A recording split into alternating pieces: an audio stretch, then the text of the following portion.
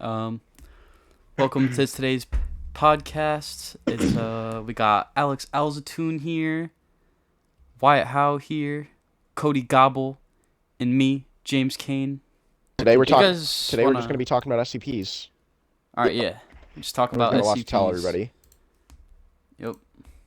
You want to start off with James, the So if general you want to start, you information? could start with maybe just giving us some general information about the SCP Foundation Yeah. and the lore about them. all right. Yeah. So some general info about the SCP Foundation is it's a pretty much a government facility, and there's task forces, and they're all put together to contain and protect the world against entities known as anomalies. Fascinating. So everybody's probably wondering, what are anomalies and where do they come from? Anomalies can appear, or in some cases, they can be even created at random points in time. They're very powerful and they're very random. There's a whole lot of SCPs, like tons and tons Tons, and dude. tons. Yes. For example, there's one that's it's an IKEA store, but it's just like an infinite store. Like it's almost like a pocket dimension where you get lost in the store because it's massive. And all around the world, they have facilities where they house these SCPs, like a prison that's Yeah. uniquely suited for each one to tamper their powers and keep them contained and keep everybody safe. I'm pretty sure, I'm not 100% certain, but I think they keep they base it on danger level. Like they'll keep mostly safe entities in one facility, and in other facilities they'll have all dangerous ones. And I think they do that because they'll put all their guards on the dangerous facility and not really enforce the safe one, because the That safe makes one sense. the safe one doesn't need protection, but a super dangerous one, I think they put all the guards there. Huh. Are they Very classified? interesting. Wyatt, do you know anything about that? Like the classes of the personnel working the SCP Foundation? There are 5 different classes of personnel. Class A is essential to Foundation. Class B, essential to local Foundation. Class C, access to anomalies who are safe. Class D, expendable personnel who deal with the hostile SCPs. And Class E, human experiments to test SCP's effects. Some of the on-site titles. From the site titles, containment specialists contain anomalies and they build habitats. Researchers are scientists that research the SCPs. Security officers, tactical response officers, field agents, task force operatives, and site directors. That's pretty cool. I'm pretty sure they also they classify the SCPs and stuff by different classes that are unique. Yeah, Cody, I- don't you know I'll something talk about about that? that. I do. So the classifications of SCP, they're there's primary classes. So safe, easy contained. There's useless, more resources required to contain. There's Keter. Um, it's difficult to contain. There's secondary classes, which are you know, secondaries. Uh, Thaumiel SCPs used to contain other SCPs. Apollyon, world-ending, impossible to contain. Archon could be contained, but best not to. Ticonderoga cannot be contained, but doesn't have to be. And there are other similar tags like neutralize, uncontained, etc. They are easy to understand and don't need explaining. Damn, that's a lot of that's a lot of classifications for just those Yeah, SCPs. That's interesting. yeah. This is something I want to talk Is there about. anything? Is there anything more we should know?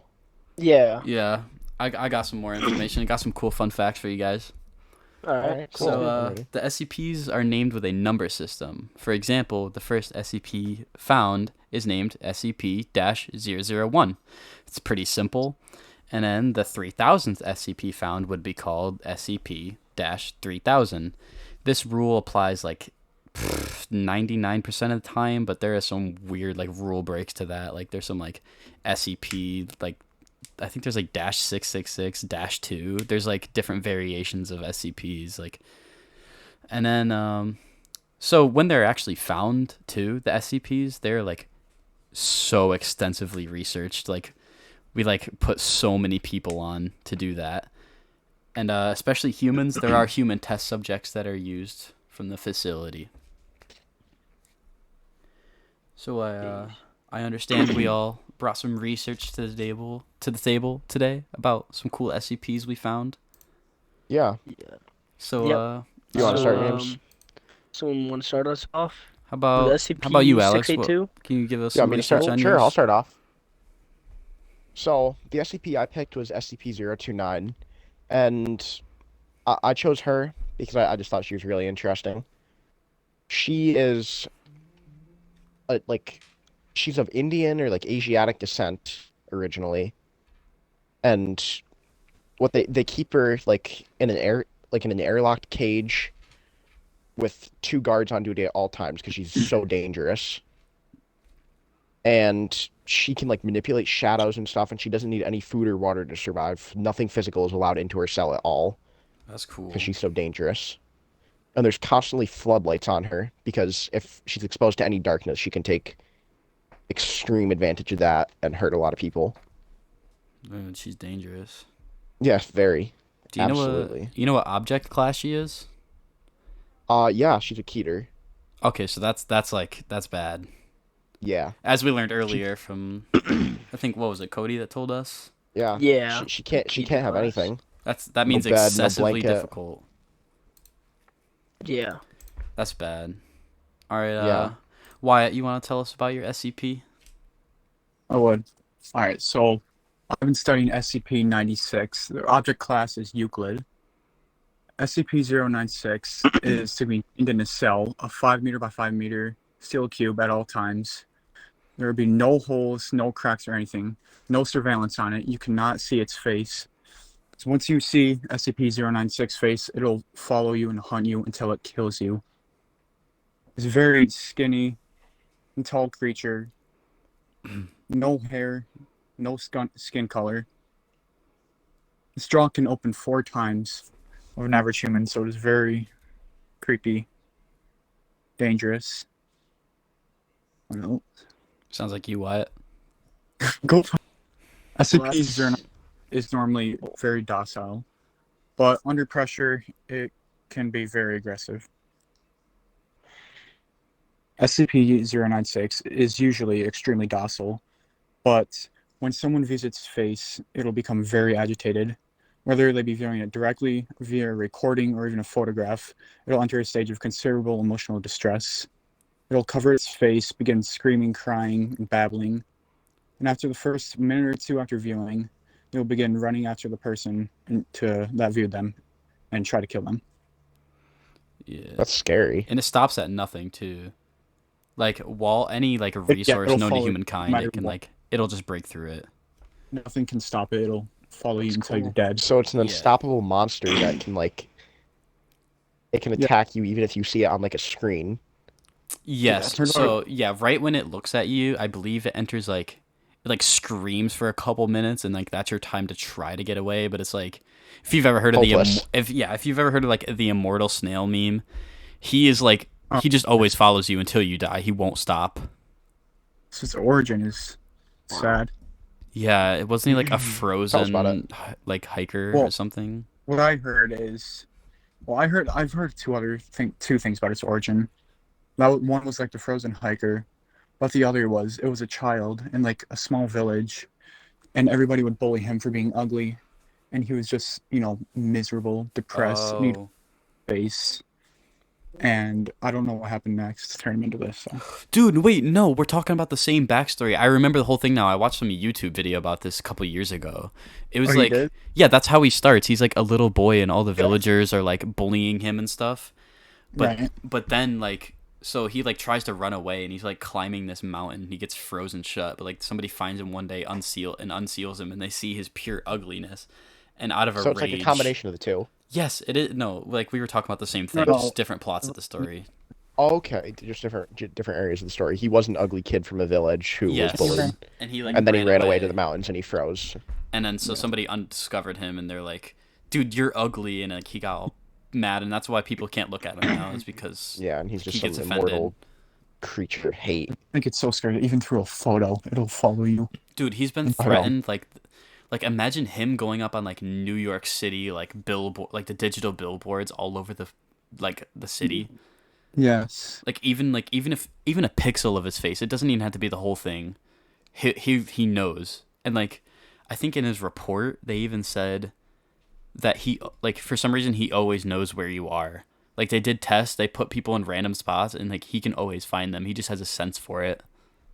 That's scary. And nothing can stop him. Nothing at all. Nothing can stop him. Like no oceans, any impenetrable like a whole military, nothing will stop him. He destroys everything in his Interesting. path. He can follow you anywhere, even through like space. Oh, yes. Speaking It's of interesting this, how they have so much like mind connections. It almost seems like they have some sort of power with it. yeah, Because they're mine like, has a similar feature. Like when she was locked in her cage, there are these black like blotches of like something. It looked like mold or ink almost just on her arms, and it was moving and growing. And they asked her about it, and she said it was her followers. her And they found followers. that out that she has like a cult surrounding her because she has no she's not allowed to have male guards on duty around her Because she'll because kill them? no. She has like mind control over men. Like seduce them. Almost, yes. They just listen to her blindly. Huh, so she's like a siren. But yeah, almost in a way. But no, what they ended up doing was they called in an airstrike on this cult of hers, and immediately the blotches on her skin stopped appearing, and she like screamed in agony when it happened. Dang. Yeah. So Interesting. she had some sort of real like strange telepathic connection to these people. Seems like a lot of SCPs have something like that. Yeah, like Wyatt's is able to see anybody. But speaking of Yes. Wyatt's, he has SCP that I brought today has a connection to Wyatt's actually. How so? So Oh. my SCP, which I'll explain in a minute, got in a battle with your SCP, but since they're both like immortal creatures, it was weird. All right, let me tell you about my SCP. So Okay, like a stalemate. it's SCP-682. He is a Keter, and his object class is Keter. He has his special containment procedures just say must be destroyed as soon as possible. At this time, no means exist. So what he is he is a huge reptile like creature of unknown origin. He's like very intelligent and he can engage in communication with other SCPs. And so he appears to have like a hatred of all life, which like the scientists have actually interviewed him and he's expressed all these times like how much he hates you and how much he hates everything that lives. And what's to make matters even worse, he's extremely fast, strong, and he has crazy reflexes. And so his physical body grows and changes very quickly in size as he consumes and sheds material. He gains energy from anything it eats, organic or inorganic. So that means like he could eat objects So and still he gain. can yes. He can eat like a building and get sustenance from it. Yes. That's interesting. He's got like filtering gills inside of his nostrils, and he's able to remove any matter. And nutrients from pretty much anything, it seems like. Yes, and he also regenerates from any attack, and not only does he regenerate instantly, he evolves to be like not able to be hurt by that again. What's his physical appearance like? He's like a large reptile, but like his skin is shedding apart. Wow. You should like Google a picture of him. He looks like that because in his like containment, he's just placed in a huge vat of acid so that his body is recovering at the same time it's being like dissolved away. Burned. So yeah. he's constantly in a state of like being bones. But as long as like an atom of his bone structure still exists, he can regenerate from it. He's lived through nukes, many bullets, like straight war. It's like Doomsday from Superman. Yes, so it's like said that if he ever gets out, which is why he's a Keter, like getting him back is going to be impossible because he's just going to evolve against all of our weapons. And he's probably going to destroy the whole world. It'd take like a long time, but he could do it. How do people even go about catching these SCPs and containing them? The containment, dude, there's containment specialists that like they're like teams that go out. And they Are those like the task forces you talked about earlier? Yeah, like the task forces, the personnel's Wyatt. There's field agents, task force operatives. Like they send people out to like discover these weaknesses and then take advantage of them. Interesting. Cody. It's cool how they're like specially like trained just for this. Yeah. Cody, how about your SCP? Yeah. All right. So I did SCP-49. The object class is Euclid. He's he's a plague doctor, pretty much a medieval plague doctor. He's I think he's from France. Um, he's about 1.9 meters in height. Um, he wears a thick robe and a ceramatic mask. What kind of mask? Ceramatic. I was ceramic. Ceramic? Ceramic? Ceramic mask. Yes, correct. Oh, I see. Yes. Um, but pretty much he's like this like doctor who has like he can feel like presences of what's called pestilence, which is like pretty much he can like feel. I'm pretty sure like I don't know. Like I don't know. I'm not really sure, The but I'm pretty sure you pestilence can. is it's like the bubonic plague basically. Like it infects all Yeah. life forms.